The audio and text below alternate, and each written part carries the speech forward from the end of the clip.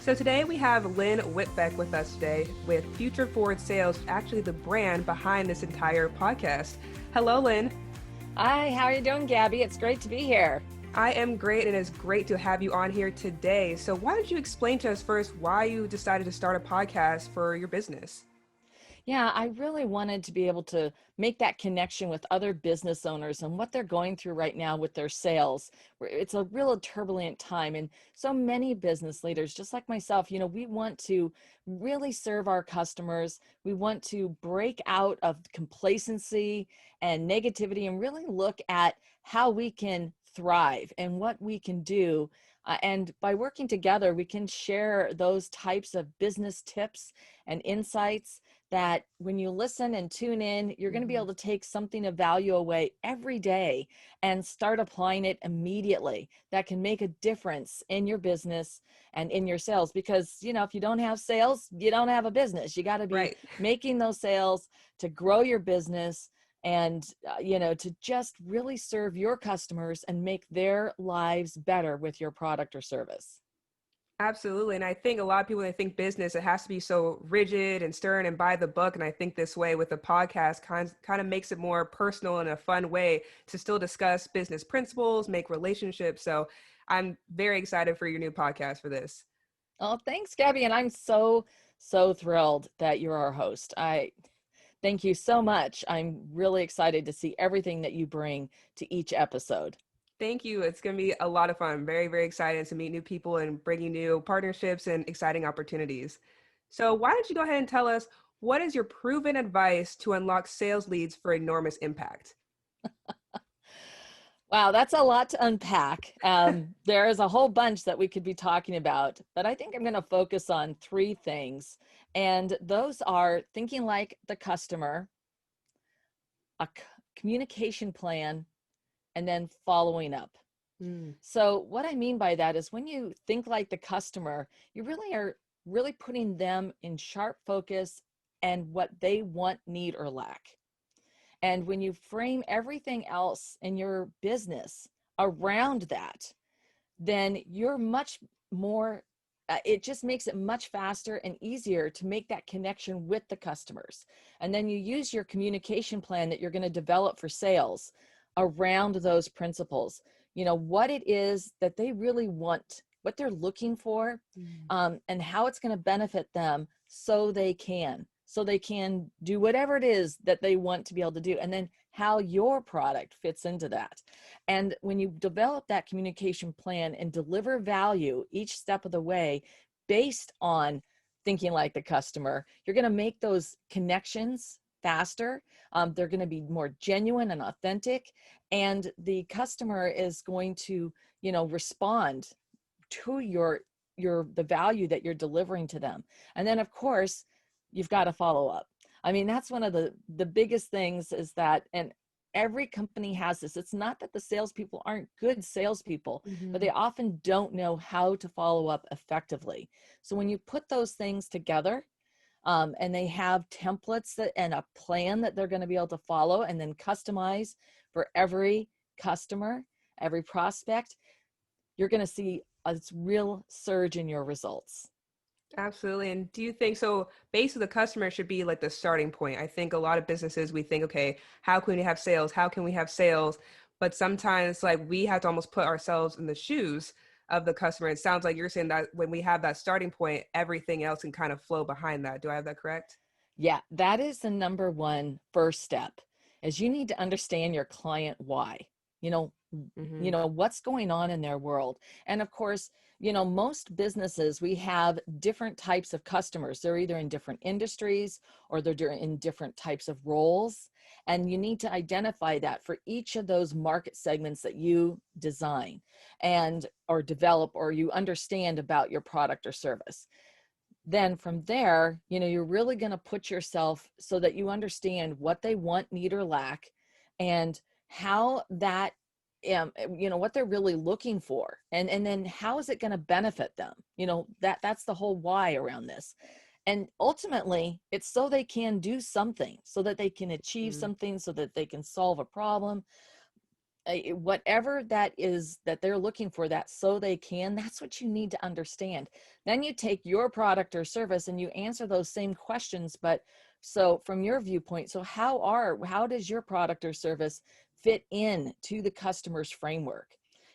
How are you benefiting them so that they can do this, so that you're matching up to what they're looking for? And when you go through that and do that entire exercise, it also helps you really hone in on your ideal customer avatar, so that when you're doing your prospecting and you're responding and delivering value to your customer, you're really answering those questions that they have of what they're looking for. And it just makes everything flow so much better, stronger, and more validity for the client. It's that relevance and that connection. And that's what you want to do. Absolutely. And they'll feed into that when they feel like the company has really shaped whatever they're offering to the customer. The customers can feel that really individualized aspect. And so now you've given obviously some tips of how to be successful. So to switch gears, what is the number one way salespeople fail? But then what is the solution? How do you rapidly fix it to still have growth? Well, and this is, you're not alone. Everyone has this. The toughest thing is following up. I Yes. mean, the statistics out there on following up are really amazing.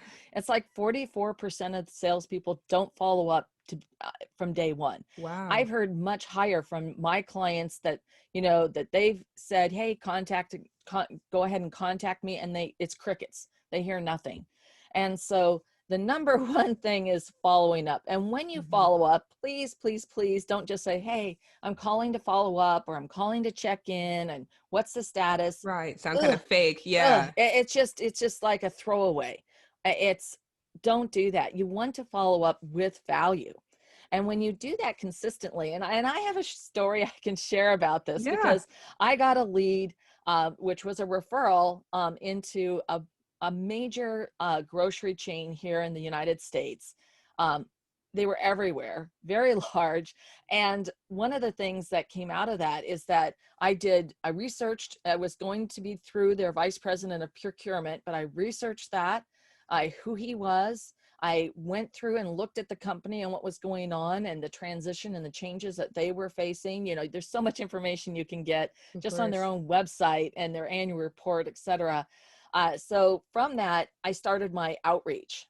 And once again, I followed a communication plan that I had. But when I would call and one of the steps of my cadence and follow up, I always led with the value. Like, in his case, that this is a changing dynamic, and this is what the results that we've seen. Oh, and by the way, this is Lynn, Yeah. Lynn Okay. Whitbeck.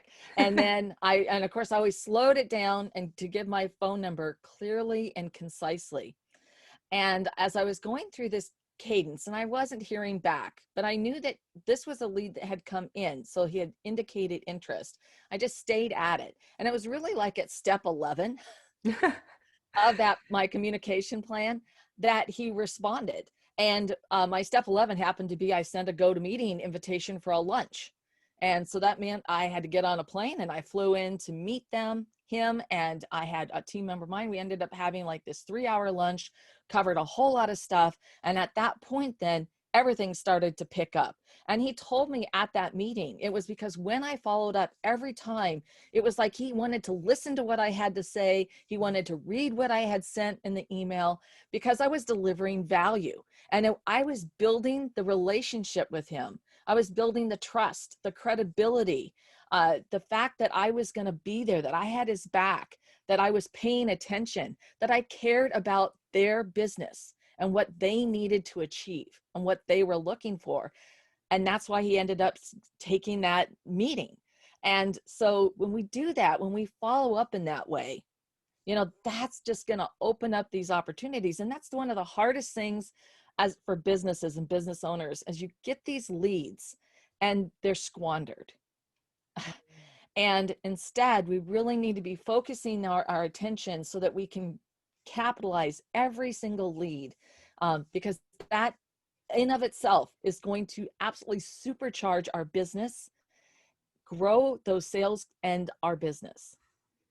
Absolutely. So it kind of goes back to what you were saying earlier, where it's like that real relationship where you're showing that trust, showing that value. It's not just again, the rigid things like, okay, I'm calling you because I'm supposed to follow up, say kind of what's on a script. People can notice that. And I think that's a Oh, great example of they can tell the difference when, no, you're following up with me because you really want to offer me something special and because you care in a sense. People can really notice. absolutely. When you come with worthy intent, and with worthy intent, I mean, you do genuinely care about the other person. You know, they're another human being that Hmm. you, and that also comes out of that, you know, that your product or service can help them, that can make a difference in their world, in their business world. That is really the most precious commodity that you can give, because you're demonstrating to them that you're authentic, that you are in it to have their back, that you're interested in what they're going through and what they need to solve. Absolutely. So, in tying into that, we talked about improving sales and how this can help. How can you quickly and easily improve your sales outreach to shorten your sales cycle? I know a lot of people probably want the golden ticket of the answer if you have that. Yeah, so you know, the golden ticket to the answer. I like that, Willy Wonka. But you know, Right? it's going to be building. You know, you're going to put that plan in place. So everything you do in business is planning. Why aren't you planning that communication with your customer? And once again, you're absolutely right. This is not some kind of robotized or automated drip system. This is something that you're going to build out, and you will create templates so that you can execute on it quickly, but they're customized every time for the client. And as you continue that dialogue, you know, you're going to incorporate those things that you are learning through the process, through each interaction with the client. So building a plan, and then the cadence within that plan, and then how you're going to execute on that. When you put that work up front, it's just like anything else that you prepare for. You know, think of it back in the day when we were preparing for a test. The Hmm. more effort we put into preparing for that test, the more likely we were to, you know, get Be successful. 100% on that Hmm. test or get a great grade, right? And it follows through in everything else. And certainly in business, we've got to be planning these things. So plan that sales communication. And what are those elements of value that you're going to deliver along the way? You know, what are the templates that you're going to create that the salespeople can tap into? And then once again, it's not just a straight copy and paste. Every one of them needs to be customized for the conversation that you're having. But when you have something that's there that you can start with, it makes it a lot faster. Hmm. And so then you're going through that, and by executing on that, that is going, by doing that planning up front, it is going to be faster every step of the way. Your salespeople are going to be much more effective because you've given them the tools for success. Yeah, so that was great. I thought that was the golden ticket for sure. So, and then would you say that's also the way, or want to go maybe a little bit more in depth as far as increasing your sales with strong bottom line results? Is that the way to do it too, as far as planning? Yeah, it's, you know, there it's about that relationship. So when Hmm. you're building, you've built out that plan and you've done the cadence, and you're approaching this from that perspective of the customer, why and what they want, need, or lack, so that it benefits them so they can. And then you're framing that, within this, you're building a stronger relationship. And you're doing that because you are demonstrating that you are interested in them and their business, their challenges, and what they're going through. And everything that you're providing to them from a value perspective, that's going to help. And once again, and maybe it's that single tip that they can start applying today. You are developing a true relationship where they know that you're a resource that they can tap into. And when you're going through that follow up, once again, most customers, a B2B environment, they don't close. It's not like a one dial closer thing. Right. You're building a relationship. And then not only that, when you do close that sale, then everything that comes after the sale, and you know, nurturing that relationship. It comes down to those relationships. And then that customer becomes a champion for you, and you're able to expand your business within their organization, within different silos, different departments, and they're providing referrals to other organizations that they know could use your service, your product or service. So that's that's where you really get those returns. I mean, and they are, it's hard to, it's just almost impossible to put a price tag on that. And I think everybody who's had those warm referrals come in, a lot of our business is through those warm referrals. And so we've already got that relationship that's sort of on a higher level just from day one because of that warm referral. And when you build these relationships, that's what you're able to tap into.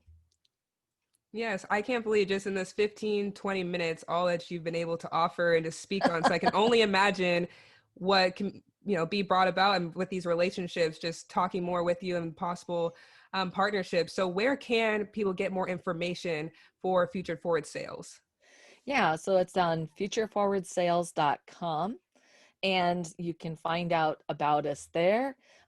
We've got a really phenomenal sales training program that we offer. It's a B2B sales program. It is live, interactive, virtual training. And we are working directly with your team. We bring everybody to the table and we go through that. And we have exercises and worksheets. It is just stuffed with value. And you can find out more information about us there. And of course, you can connect with me. It's Lynn Whitbeck at LinkedIn, right? Just LinkedIn, Lynn Whitbeck. And I'd love to connect and talk with you about sales and about what you can do to grow your business. Amazing. Well, thank you, Lynn, so much. Once again, Lynn Whitbeck of Future Forward Sales. Thank you for having us and joining us, Lynn. Oh, Gabby, this was great. Thank you. Thank you so much.